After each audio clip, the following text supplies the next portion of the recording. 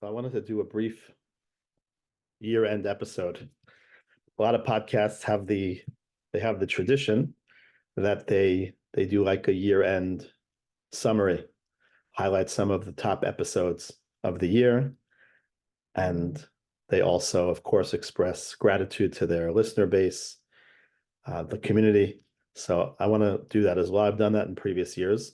This year, as I'm doing this, it's really anybody from our community, from the Jewish community, appreciates how challenging this year, the new Jewish year, has been.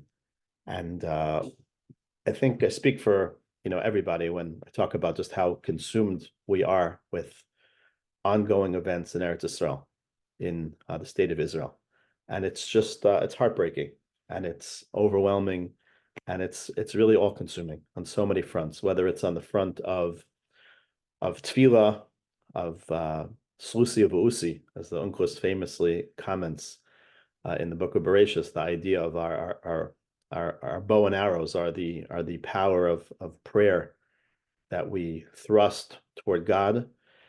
And it's just painful to read about the soldiers that are dying, the hostages that are not yet redeemed, so on and so forth. And I'm glad that I've had the opportunity over the last few weeks and months to interview some people who are kind of on the ground in Israel, talk a little bit about their perspectives on events and philanthropy, and that's been meaningful. So I would encourage anybody who hasn't had a chance yet to listen to the last. We did 4 episodes about Israel at war. So that's certainly something that's what we call Inyana Dioma, and certainly worthwhile to spend some time listening to if you have not yet had the opportunity or the chance to do so. Now, I'll talk a little bit just about the Jewish Philanthropy Podcast. We've been in business now for a number of years, and thankfully, the audience is growing, and I often get great feedback about episodes, and people listen to the podcast. And we've kind of done something new this year in terms of taking snippets of old content of previous episodes and sharing them on social media and WhatsApp, and that's kind of garnered attention as well, kind of a meaningful snippets from previous episodes of me in conversation. We're particularly trying to focus that on Eretz Israel, about the state of Israel, the land of Israel, and then such conversations that have happened not necessarily recently, but that are relevant to current events and things that are happening now as we speak. So that's certainly a focal point.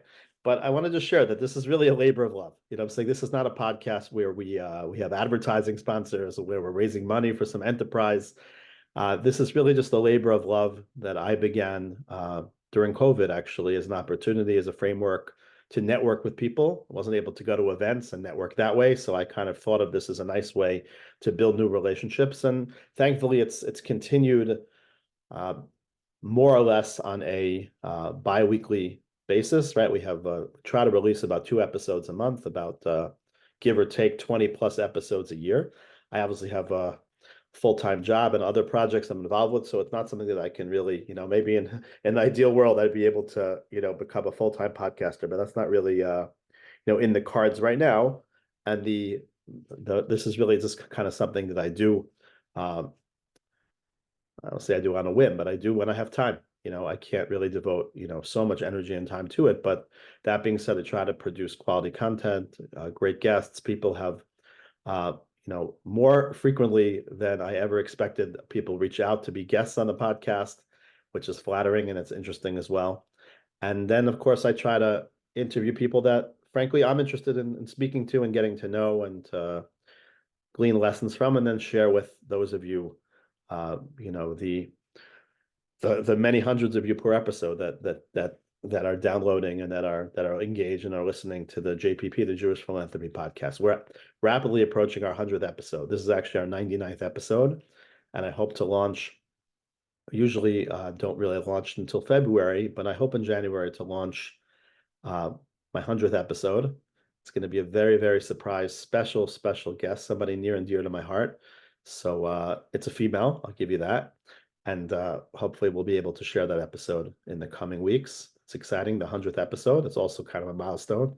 Never would have ever thought I would have 100 of these, 100 conversations. So that's big. So that shows that this has some some legs to it. I don't know how much longer it'll go on, but we'll take it, we'll take it year by year. We'll take it week by week, like everything in life. But let me just give a quick, if I can, I went just now, I don't usually do this so frequently, but I went to look at the stats just to kind of, for myself, to see which were the most listened to episodes from the past year. So it was interesting to see which were the most listened to episodes, not to mean that any other episode is not valuable. And I encourage over the next few weeks, when we may not be releasing so many episodes, to people have time to go back and to catch up on things that maybe they have missed. But it's certainly it's gratifying just to see kind of which episodes are really popular. Every episode has a listener base we're grateful for, but there are some that stand out every year, and these are a few that really stood out this year. One was Michelle Greenberg Coburn. Okay, Michelle is a professor of law. She was a dean at Columbia Law School for many, many years, a classmate of mine at Columbia Law School, an old friend.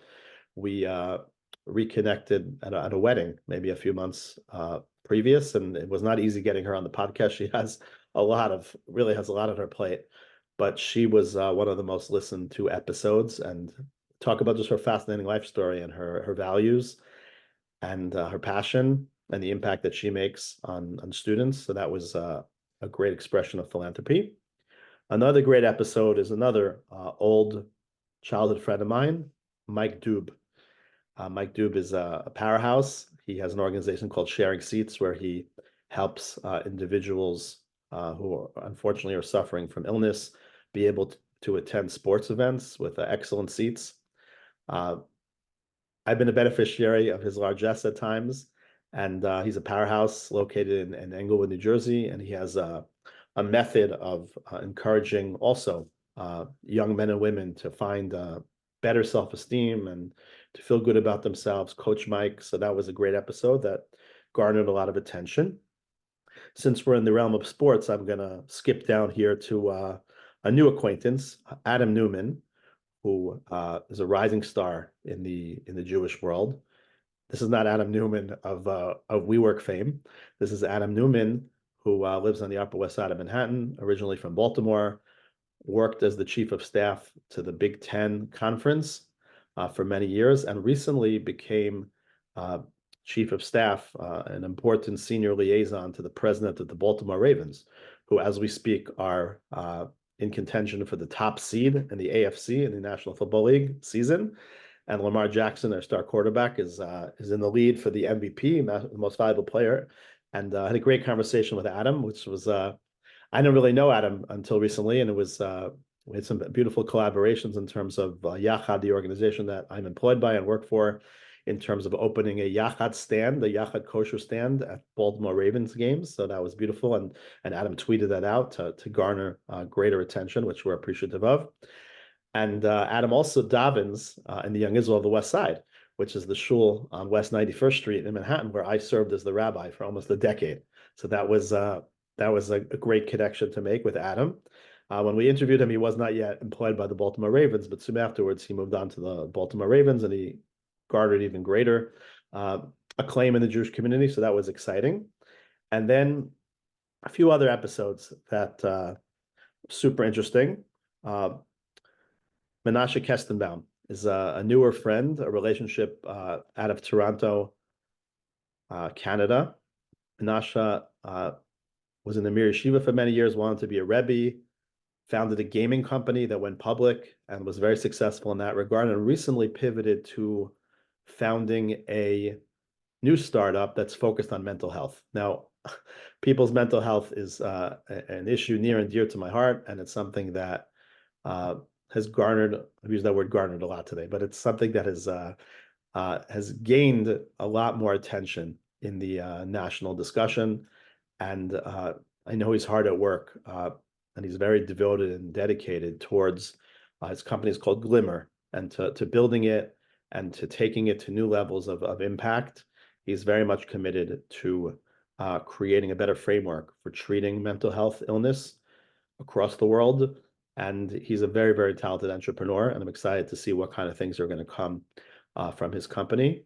And it certainly, provides a glimmer of hope, particularly with events just focused even in our community in terms of events in Eretz Israel and the community in Israel, in terms of the tremendous need for mental health support right now. It's really interesting to see and to continue to see what Menashe is going to be developing. Two other episodes that were really tuned into. One was my North Woodmere friend and colleague, Dr. Avishai Newman, and his involvement with Hatzalah Air. Now, I can go on and on about Avishai because he's really, really a tremendous person and a tremendous contributor to our community here in North Woodmere. I just want to mention in particular that since the war broke out October 7th, Avishai has basically been living in Israel. He's a medical doctor, and he has privileges in hospitals. And besides all the things he's doing for the Chayalim in terms of barbecues and support and Shabbatonim, most crucially, he is providing medical assistance. I'm pretty sure in Barzilai Hospital in Ashkelon, if I have that right. But really inspiring. Just I have a few friends like this who are like, since the war broke out, they're basically living in Israel. They come back to America to visit on occasion. So Avishai is somebody that deserves a lot of acclaim for his philanthropic prowess. And finally, I'll conclude with an episode that was done with my friend Bruce Schanzer. Bruce hails from New Rochelle, also a more recent friend. We went on a cruise together to Alaska, not this past summer, but the previous summer with Costa Rica. And we became acquainted. I gave a lecture about Chief Rabbi Sachs, and his wife Jill is a big fan of Rabbi Sachs, so we connected through that. And also Bruce was kind enough to host a parlor meeting for me in New Rochelle for Yachad also last year. So we're very grateful for his friendship. Bruce is very passionate about Israel. He's been very outspoken on social media over the last few months, advocating for Israel passionately. And he has children that are in Israel, that are moving to Israel, and he's moving in that direction as well. But Bruce actually spoke about his perspective from being a CEO. He was a CEO of a REIT, of a publicly traded REIT for many years, also with great success and brought great returns to his previous employer. And recently he launched his own fund that's in this space in the REIT space, which is a dynamic opportunity in the current marketplace, in the current real estate marketplace. But he's all in all just a menschy guy who talks a lot about his spiritual commitment and how he's evolved and how he's grown and how he's learned from mistakes and how he continues to be inspired by his Judaism. So all of these guests and the host and the array of others, again, not to exclude anybody else, because some people just missed the cut by by maybe 50 or 100 listeners. So it doesn't mean that other episodes aren't valued. And if somebody wants to hear other recommendations of the second tier, I'd be happy to, can reach out to me privately. But I really just wanted to take a few minutes of time here as 2023 winds down, just to highlight a few of our great episodes. Thank you if you've been a regular listener to the podcast. I know that we have listeners, I can see just from the data, we have listeners across the world, although predominantly in the United States. We have many listeners in Israel. We have listeners in London. We have listeners in other areas. I think in South Africa too. So it's exciting to be expanding and to talk about philanthropy in the broadest sense, right? We as you'll see, we have a real diversity of guests. Aside from our special guest episodes, which I always recommend listening to because they're really really interesting and kind of like just different from what we normally do. But particularly in today's day and age, where the demands on our community in terms of I'm involved in philanthropy, and I just see that people are stretching and people are being asked from a million different directions to give and to give and to give more. And it's really inspiring to see that people dig deep and they understand that it's not easy times for our people, and that all the quote unquote normal causes that we support still need our support more than ever before. Plus, there's so many additional tzrachim and needs for Achenu, Bnei Israel in Eretz Israel. And I'm going to end with the tefillah, with the prayer that we say on a daily basis. Achenu kol beis Israel, our brothers of the Jewish community, Hanasunim batzaro bashivya, who are in pain and in anguish and are even in captivity. Omdim bein bayam ubein bayabasha, who stand between water and land. It's my own just thought, like in terms of being in tunnels, could be like considered on some level between the water and the land. are ultimately Hamakom Yirachem Aleim. We pray that Hashem, who is called Makomo Sha'olam, he's the ultimate source, should have rachamim, should have mercy on them. V'yotzim yitzal ravacha, should take them out from anguish to prosperity. Me'afel liora, from darkness to light.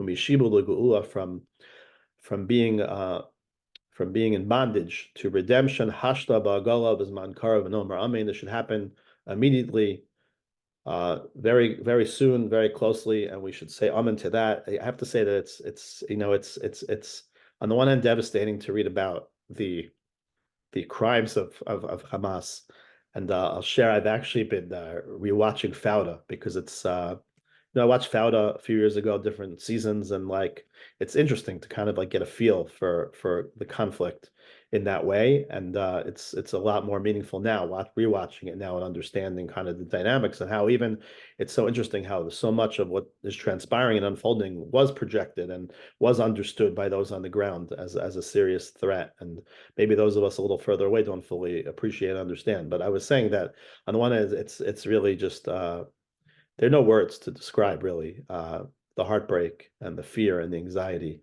and when we read about the travesties that transpired. On the other hand, there is the rays of hope and the chizuk and the